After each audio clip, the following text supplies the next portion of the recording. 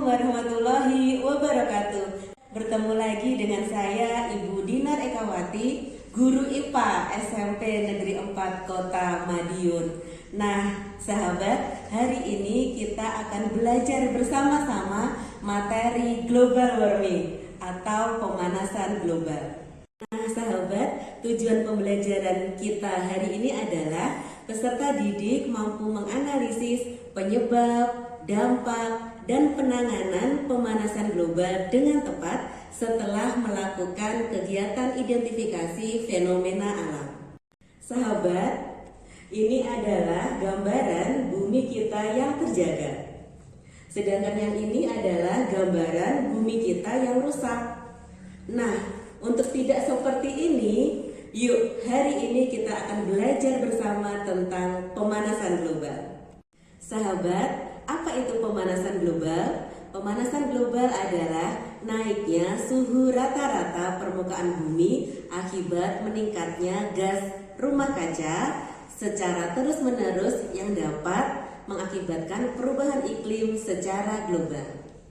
Sahabat, gas rumah kaca adalah gas-gas yang ada di atmosfer yang menyebabkan efek rumah kaca. Nah, gas-gas tersebut secara alami muncul di lingkungan, tapi juga muncul akibat aktivitas manusia.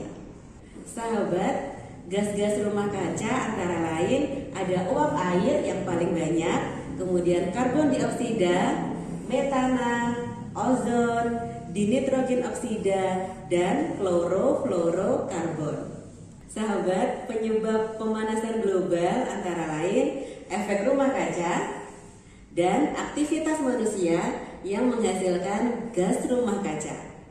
Nah, kita bahas yang pertama ya sahabat. Secara alami, adanya gas rumah kaca berfungsi menahan panas matahari dan mempertahankan suhu bumi agar tetap hangat, sehingga sesuai untuk kehidupan makhluk hidup. Namun, gas-gas rumah kaca di atmosfer bertambah oleh kegiatan manusia yang menyebabkan efek rumah kaca dan memicu terjadinya pemanasan global. Nah, sahabat, aktivitas yang menyebabkan pemanasan global antara lain pembuangan limbah secara sembarangan, kemudian limbah dari peternakan, kemudian penebangan hutan secara liar, dan dari aktivitas industri. Selain itu, dari kegiatan pertanian dan penggunaan barang-barang yang mengandung CFC.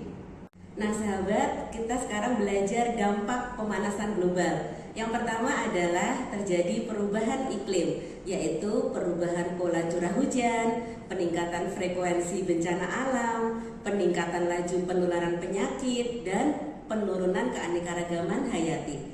Kemudian yang kedua yaitu peningkatan kasus gelombang panas. Nah, ini dampaknya suhunya sangat tinggi sehingga akan membatasi aktivitas kita. Kemudian yang ketiga adalah mencairnya es di kutub. Nah, pasti dampaknya akan ada banjir, erosi, dan hilangnya daratan. Kemudian yang keempat yaitu gangguan kehidupan di laut dan ekologis. Nah, akan ada terjadi kerusakan terumbu karang, kemudian akan terjadi migrasi hewan, dan kerusakan pertumbuhan tanaman. Nah, sahabat, bagaimana cara kita mencegah pemanasan global?